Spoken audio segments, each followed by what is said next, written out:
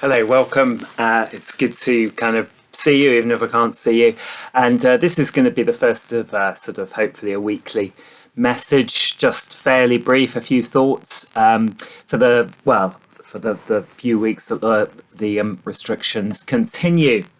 So as I say, it's just really say hello to everybody. Hope you're doing okay, and yeah, just perhaps a few reflections on what's happening in the past week and what that means to us as Christians.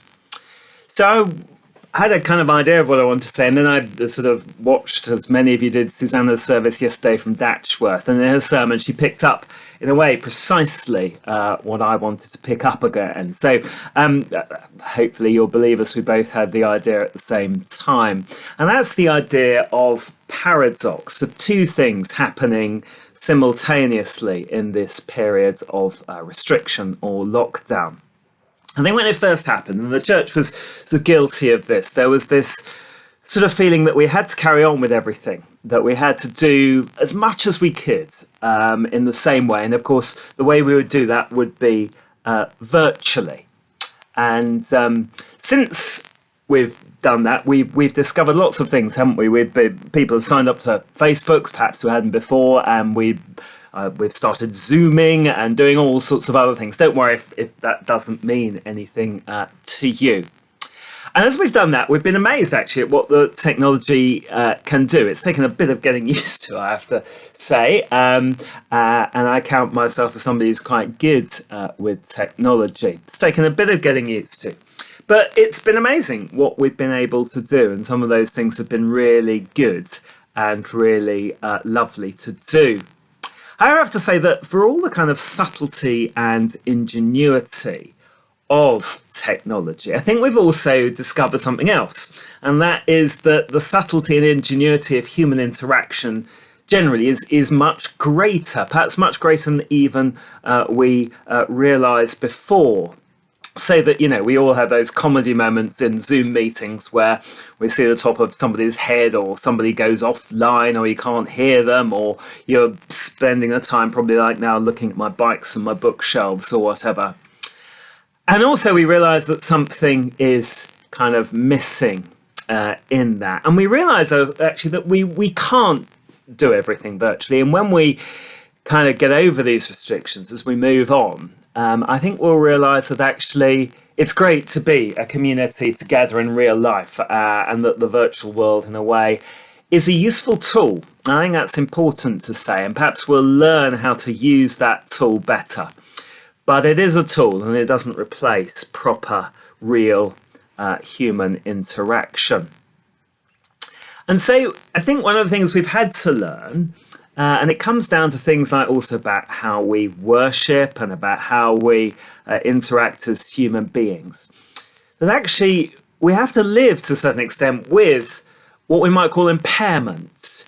People are asking about, what we're going to do about not receiving communion, things like that. And I think probably my reflection is that to a certain extent, and perhaps this is always true in our kind of fallen human world, you have to live with things not being perfect. It's impaired. There's nothing kind of we can do about it. There's kind of no virtual way round it. And perhaps just sort of holding that sense of impairment and reflecting on it isn't such a bad thing to do. And then kind of just perhaps being reconciled to it. So that sounds a bit downbeat, doesn't it? It sounds, there are things that we can't do, and that there's things that we can't recreate in the virtual world. And I do want to say that really, yeah, that's something we have to get used to, the restrictions, the virus, that it's generally a bad thing. It means a loss of some of the things that we find valuable. It means also, of course, a loss of human life, and it means illness and suffering and all the rest of it. And we can't get away from that. Christians don't back away from the cross. We stand at the foot of it and we watch. But we also look out for resurrection, don't we, at Easter? And I think that's one of the other things, is that once we've realised we can't do everything virtually, then perhaps we think but are there other things that kind of now perhaps we've got the time or the opportunity to do. And again, and that's the other side of the paradox that Susanna picked up on. It's sort of fascinating, of course, reading what fellow clergy are doing. And fellow clergy always, you know, need to be kind of busy and doing stuff. And there's been lots of sort of great ideas and great things happening. But relatively few, I think, have said, well, actually, I'm just going to take time to relax and read some stuff, catch up on, you know, the study that is an important part of what clergy do. We are clerks in holy orders after all. So, I mean, I've tried to do a bit. I know my colleagues have. And I don't think we should feel bad about that. You know, this idea that reading is some sort of guilty pleasure that clergy have. No, it's kind of our duty.